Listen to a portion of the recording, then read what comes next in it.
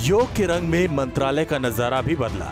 जिस इमारत से महाराष्ट्र की सत्ता चलती है, वहां शासन प्रशासन के तमाम दिग्गज योग के आसन करते नजर आए।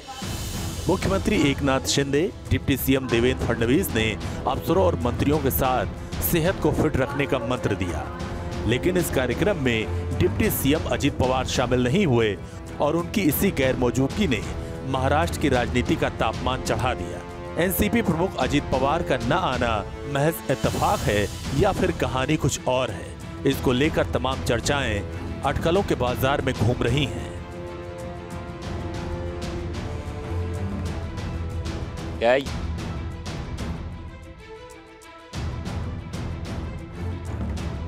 24 घंटे पहले ही अजित पवार की पत्नी सुनेत्रा पवार राज्यसभा की सदस्य निर्विरोध चुनी गईं। बारामती लोकसभा सीट पर अपनी ननद सुप्रिया सुले से चुनाव हारने के बाद अब वो राज्यसभा के रास्ते संसद में दस्तक देंगी।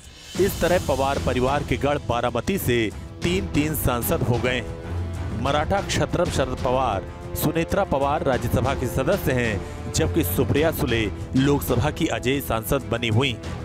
पहली बार बारामती में ऐसा संयोग बना तो शरद पवार खेमे को लगता है कि महाराष्ट्र में बहुत कुछ बदलने वाला है। लोकसभा चुनाव खत्म होते ही महाराष्ट्र में विधानसभा चुनाव की बिसात बिछने लगी।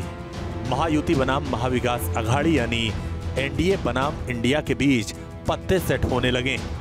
एक तरफ गठबंधन को एकजुट रखने की रणनीति के साथ बीजेपी फ्यूचर प्लानिंग को धार दे रही है, तो लोकसभा चुनाव में जीत से बम बम इंडिया गठबंधन का भी जोश हाई है। उद्धव ठाकरे और शरद पवार लगातार अपने अपने नेताओं के साथ फ्यूचर एजेंडा सेट कर रहे हैं। नरेंद्र मोदी जी हारते हारते बच गए। उसका मतलब क्या है?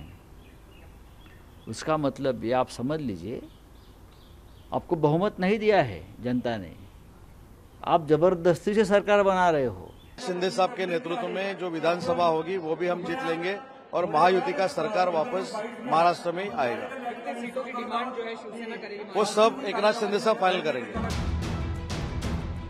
भले ही विधानसभा चुनाव में अभी 3 से 4 महीने का वक्त बचा, मगर इंडिया गठबंधन यानी एमवीए के अंदर संभावित सीट शेयरिंग को लेकर चर्चाएं शुरू हो गई।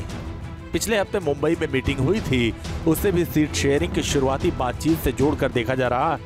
इस बैठक के बाद सीट शेयरिंग का एक संभावित फॉर्मूला सामने आया था।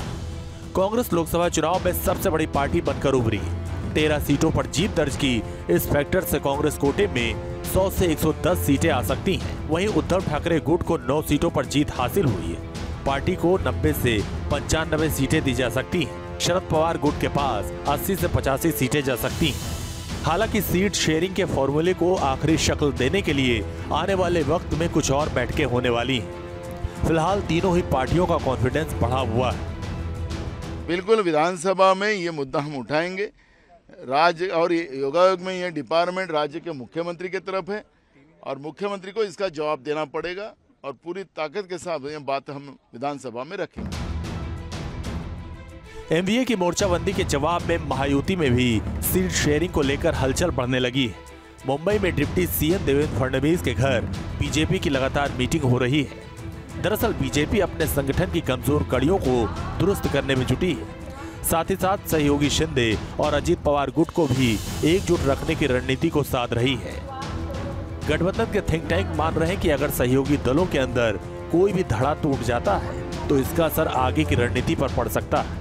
लिहाजा विधानसभा चुनाव की तैयारियों के लिए एक कसरत और टाइमिंग बेहद अहम है। Team news nation.